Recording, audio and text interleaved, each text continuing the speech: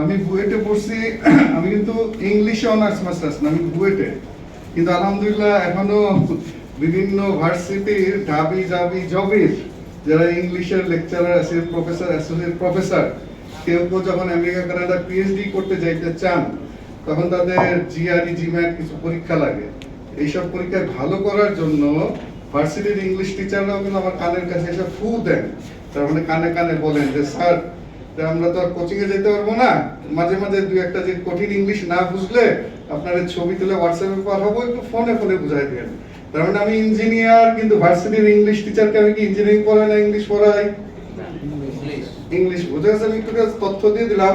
আচ্ছা, আমি বুয়েট থেকে বের হয়েছি 91 সালে, তারপরে 93 সালে, 91 সালে বুয়েট থেকে বের হওয়ার পরে আমি ঘটনা চক্রে ইংরেজির সাথে জড়াই পড়ি পড়ানোর সাথে। 93 সালে পৃথিবীর সবচেয়ে কঠিন ইংলিশ পরীক্ষা জিম্যাট, ওটাতে আমি আমেরিকানদেরকে হারাই দিয়েছিলাম। এগুলো তো আমি আগে বলি নাই, এবার বলতেছি। ওই পরীক্ষা জিম্যাট পরীক্ষাটা এত কঠিন, ওটা কিন্তু বাংলাদেশে বিলুপ্ত হয়ে গেছে। ডাইনোসর কি হয়েছে? বিলুপ্ত। ওই পরীক্ষাও বিলুপ্ত। ওই পরীক্ষা দেওয়ার মতো বান্দা, ইংলিশে দক্ষ বান্দা বাংলাদেশে এখন গত 25 বছর ধরে জন্ম হয় না। তো ফলে আমি জাপান সরকারের মন বসু স্কলারশিপ নিয়ে এমবিএ করে তারপরে ঢাকা ইউনিভার্সিটি আইবিএ টিচার হই। তারপরে 2002 সালে চাকরি ছেড়ে দিয়ে সাইফোর্স। তারপরে যেহেতু এখানে ওই আরিফিন ভাই, রাহিম ভাই সবার সাথে দেখা হয়েছিল, কিন্তু আমি আমার করোনার বন্ধের ঘটনা একটু বলতেছি। একটু মানে করোনার বন্ধটা আমার জীবনে খুব কাজে লাগছে। করোনার এই লকডাউনে আমি ইংলিশ নিয়ে গবেষণা করে বাংলা বানায় ফেলছি। কি বানায় ফেলছি? বাংলা। এবং আলহামদুলিল্লাহ গত 3.5 বছর ধরে, এই যে 21 সালের শুরু থেকে আমি টেকনাফ থেকে তেতুলিয়া, সারা দেশে স্কুলে, কলেজে আর মাদ্রাসাগুলিতে ডাইরেক্ট যে আমরা ইংলিশ নিয়ে আমি কাজ করতেছি। আমার মনের এখন একটু বলতেছি, যেমন বীরশ্রেষ্ঠ মুন্সি আব্দুর রউফ পিলখানা, ওইখানে গত বছর প্রায় 60 জন টিচারকে ট্রেনিং দিলাম ইংলিশ ভার্সনের। 2 দিনে 5 ঘন্টা ক্লাস নিলাম। তো ওইটার তখন প্রিন্সিপাল ছিলেন লেফটেন্যান্ট কর্নেল হাফেজ জুনায়েদ সাহেব। ওনার সাথে পরিচয় হওয়ার পরে উনি বললেন যে উনি ক্লাসে ভিজিটে যান, ভিজিটে যায় দেখেন যে খালি বোর্ডে টিচার রাখেন যে সাবজেক্ট অবজেক্ট B1 B2। উনিও খুবই বিরক্ত এটা নিয়ে, যে খালি V1 V2 সাবজেক্ট অবজেক্ট, মানে যেটা এখন 2 দিন ট্রেনিং নেওয়ার পরে ওই 60 জন টিচার বলতেছে, তার মধ্যে অনেকে ইংলিশ টিচার সব সাবজেক্টে ছিলেন, যে স্যার আমরা তো টিটিসি, নাইন, বিয়ামে বহু সরকারি ট্রেনিং করছি ইংলিশের, কিন্তু সবই হলো তাত্ত্বিক কথাবার্তা, যেগুলো ক্লাসে কিছুই খাটানো যায় না। যে এই প্রথম আপনার এই 5 ঘন্টা ক্লাস থেকে এমন জিনিস পাইলাম যে এটা এইভাবে তো কখনো আমরা শিখি নাই। আচ্ছা, এটা বলার উদ্দেশ্য এটা। এবং আরো অনেকগুলি স্কুল কলেজ, আমি আমার 4 দিন পরে ঠাকুরগাঁও যেতেছি, ওখানে একটা স্কুলে প্রায় 150 টিচার ইত্যাদি। এখন আমার একটা জাস্ট পোস্ট, এটা আগে কখনো মনে হয় না, এইবারই মনে নিল।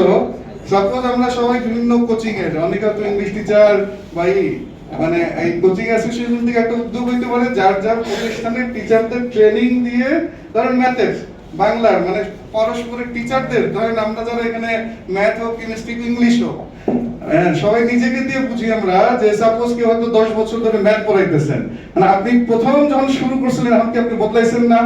তাহলে আপনার এই অভিজ্ঞতা তো অন্যরা বঞ্চিত হইতেছে।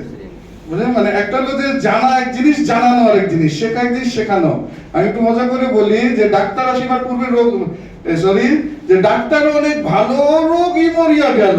তার মানে অনেক সময় আমরা টিচাররা এত অনেক হাইফাই করে পড়াই, আমার বাচ্চারা স্টুডেন্টরা যে এর লেভেল যে কত দূর হচ্ছে, তো ওই প্রচলিত স্কুল কলেজের আউটপুট ওই তো কিছুই শিখে না। কোচিং এ এসেও যখন যদি হাই লেভেল।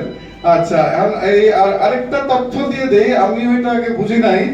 গত 3.5 বছর ধরে আমি কিন্তু মাদ্রাসাগুলিতেও কাজ করতেছি, এবং নুরানি মাদ্রাসা বাংলাদেশে কিন্তু, এটা আমি আগে বুঝি নাই, গত 3 বছর টেকনাফ থেকে তেতুলিয়া, বাংলাদেশ কিন্তু গ্রামে গঞ্জে প্রচুর একটা বিপ্লব হয়ে যাচ্ছে তৃণমূল পর্যায়ে। সরকারি প্রাইমারি স্কুলে কিন্তু এখন ছাত্র যায় না, কারণ বিশেষ করে এই এলাকাতে তো অনেক প্রাইভেট মাদ্রাসা। এই মাদ্রাসা একটু কনসেপ্টটা ক্লিয়ার করে দেই। এগুলো হলো যেগুলো নুরানি বা ইসলামী স্কুল। নুরানি গুলি হলো 4 বছর পরে স্কুল, মানে বাংলা ইংলিশ, আমরা মনে করি মাদ্রাসা মানে খালি আরবি, তা না।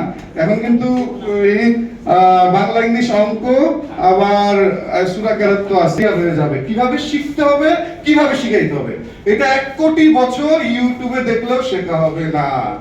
আমি যদি তথ্য দিয়ে দিলাম পরে আর এটা একটা, আর আমার নেক্সট টার্গেটটা বলে দেই, দোয়া করবেন।